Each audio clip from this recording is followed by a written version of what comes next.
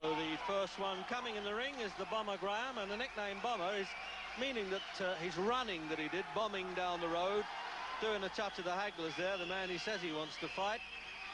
Well, I think that's Bomber Graham, Jim, I hope so. Yeah, well, I think Jimmy Price hopes so too.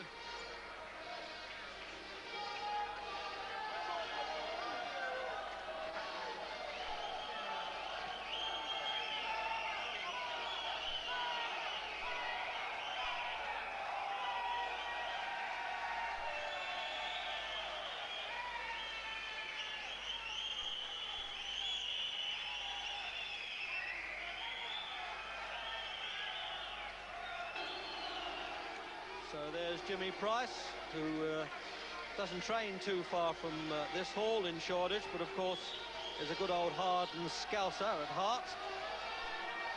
But is used to boxing in London, and obviously this is his big chance. And although it's for the vacant championship, there are many people who might consider him the challenger, because Bomber Graham is very much the favourite.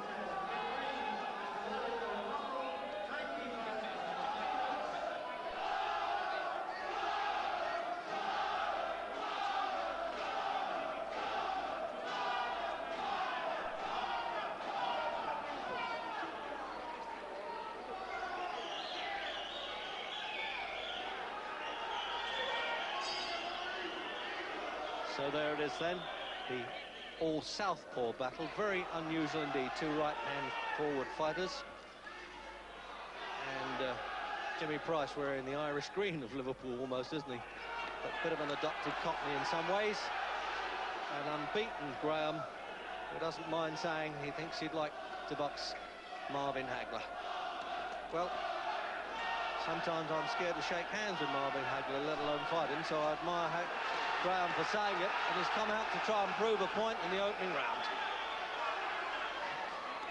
Looks like all these fighters now are trying to follow the Hagler-Hearns lead, and he's done it too. He's been beaten in one round before, Jimmy Price, by Ayub Kaluli, the Ugandan, who was former world champion. And we've criticised Graham in the past for being negative. Well, there's nothing negative about this one. He stuck his head up there like a weather vane, and yet he's still thrown enough punches there to really punch holes almost in Jimmy Price. And he's not going to make this because he's fallen back in his haunches. Larry O'Connell, no, he is going to make it. Having another look at him.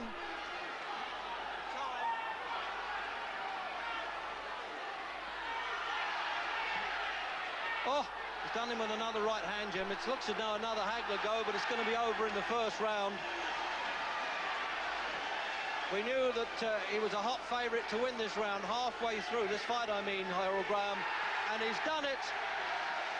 Well, you can't take that away. He came out, he said he would come out bombing, the bomber from Sheffield, and he did, Jim. Well, it was a great performance. You can't argue with a first round knockout victory in a title fight. But that's the second time I've seen Jimmy Price in trouble in the first round. He doesn't seem to know how to tighten up. When he's hurt, he goes firing back. They'll be far better covering up, grabbing hold of an opponent and trying to fiddle his way through.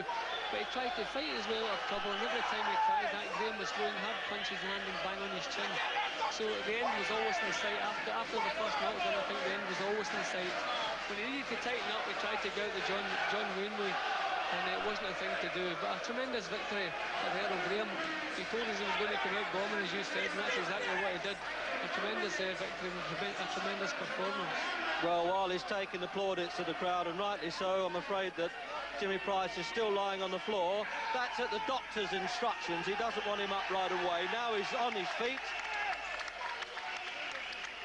And he really is milking it, and I don't blame him, Herol Graham, the cheers from the crowd there. And there's the loser trying to be consoled again. What a blow that is for him, but can't take any credit away from the man who is the number 6 in the world, and what a lovely young lady to get a kiss from as well. Don't blame him. He's a happy-go-lucky fella out of the ring, the Yorkshireman. Remember, unbeaten, incredible British record, and it is time, I agree, that he really got some recognition. He's already in the world rankings, Jim. What a lovely picture. Yeah, it's a lovely picture. Graham's come in for some criticism because he wasn't exciting enough, but I think he's worked that out tonight. And nobody can say the half round we did see wasn't exciting. All the way through, both boys were throwing punches. And, so, unfortunately, I was looking forward to a long, interesting fight, and that's not what we got, but we got plenty of excitement.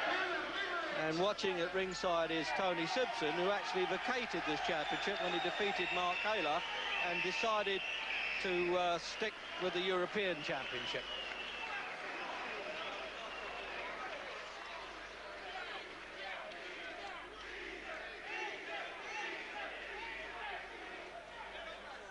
Chance of the easy, and really you couldn't argue with that, because, Jim, I don't think Price landed a worthwhile punch, really.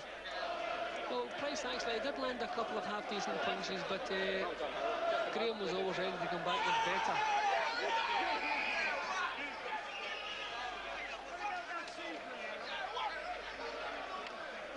So we go over now to Jim Rosenthal talking to the new champion. If I can just grab you this way, Herol. What a fantastic performance. Thank you, yeah. Did everything Brendan told me to do. I told you you've been training for 8 weeks. 8 weeks weren't for nothing. This is delight. I'm really delighted with it. You were terribly confident beforehand, but did you really feel you were going to finish it that quickly? I didn't think I'd finish it that quickly, but I knew I was that confident of going out and doing my best.